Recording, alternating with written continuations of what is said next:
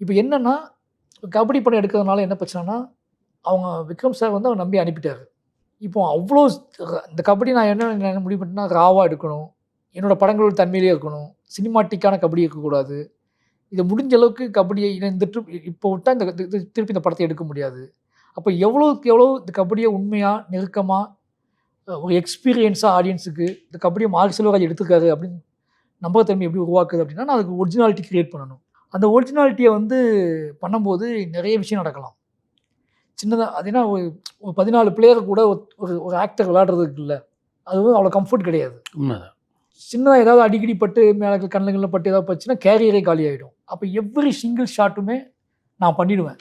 நான் முதல்ல 3, 4 ட்ரிப் அத பண்ணி பாதுகாப்ப உறுதி பண்ணதுக்கு அப்புறம் தான் துருவ பண்ண வைப்பேன். அருமை. எவ்ரி ரைடு ராம் உங்கள பார்த்துக்கிட்ட மாரி நீங்க துருவ பார்த்துக்கிட்டீங்கன்னு ஆமா. நெனைக்கிறேன். ஏன்னா அவன் வந்து என்ன சொல்ட்டான்னா, அவன் ரொம்ப கஷ்டப்பட்டுட்டு இருந்தான். அவன் நடிக்க முடியாம அதாவது அந்த உடம்ப அந்த கபடிக்கு ரெடி ஆக முடியாம. அப்ப நான் கேட்டேன் துருவட்ட, "துருவ உனக்கு ரொம்ப கஷ்டமா இருந்துச்சு அப்படின்னா, அப்பாட்ட சொல்லுவோம். வேற ஒரு கதை பண்ணிக்கலாம். ஏன்னா இது ரொம்ப இன்னும் கஷ்டப்படுத்தும். ஷூட்டிங் போனா இன்னும் அதிகமான வேலை இருக்கும். ஏன்னா 40 நாள் கபடி மட்டுமே ஷூட் இருக்கு. அது ஃபுல்லா மண்ணு. இப்போ உள்ள மேட் இல்ல."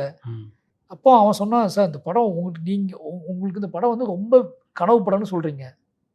அப்ப நீங்க எப்படி சாதாரணமா எடுக்க மாட்டீங்க. நீங்க அந்த மாரி படத்த மிஸ் பண்றது. நான் அப்படி மிஸ் பண்ண விரும்பல சார். நீங்க நம்புனீங்கன்னா என்னை கூட்டிட்டு போங்க சார். நான் ரெடி சார் எதுக்குமே. நான் உங்கள நம்புறேன் சார். உங்கள எங்க அப்பா அம்மான்னு நெனச்சுக்கிறேன் சார். நீங்க என்ன சொன்னா நான் செய்றேன் சார்." அந்த ஒரு வார்த்தை என்னை ரொம்பவே என் ஈகோ டச் பண்ணிடுச்சு. ஒருத்தன் வந்து இவ்ளோ உழைக்க ரெடியா இருக்கான். இதுக்கப்புறம் உனக்கு என்ன வந்துச்சு? இந்த படத்த திருப்பி எடுக்க இப்படி ஒரு நடிகன் சொல்லுவான்னு நமக்கு தெரியாது. யாராவது வந்து நேரம் ரொம்ப குடுக்க வேண்டியிருக்கு. கிட்டத்தட்ட 1 1/2 வருஷமா முழுக்க 2 வருஷம் வெயிட் பண்றோம். ட்ரெய்னிங்கே 6 மாசம் போயிருக்கு. அதுக்கப்புறம் ஸ்பாட்ல இவ்ளோ உடல் உழைப்பு தேவைப்படுது. சினிமாவுக்கு ஏன் இவ்ளோ பண்ணணும்னு ஒருத்தன் யோசிச்சாலும் முடிஞ்சுல்ல. எல்லாரும் ஈஸியா ரீல்ஸ் மாரி படங்கள் பண்ணிட்டு இருக்காங்க, சம்பாதிக்கிறாங்க. நம்ம மட்டும் ஏன் இவ்ளோ கஷ்டப்படணும் அப்படின்னு யோசிச்சா முடிஞ்சுச்சு அந்த படம். ஆனா அப்படி யோசிக்காத ஒரு ஹீரோ கிடைச்சிருக்காங்கும்போது நம்ம ஏன் எடுத்து பார்க்கக்கூடாது அப்படின்னு சொல்லி இறங்குனது தான். அப்போ அந்த ஹீரோவ பாதுகாக்க தான் செய்யணும் நானு. அவனுக்கு அப்பாவாவும் இருக்கணும் நானு. டைரக்டராவும் இருக்கணும்.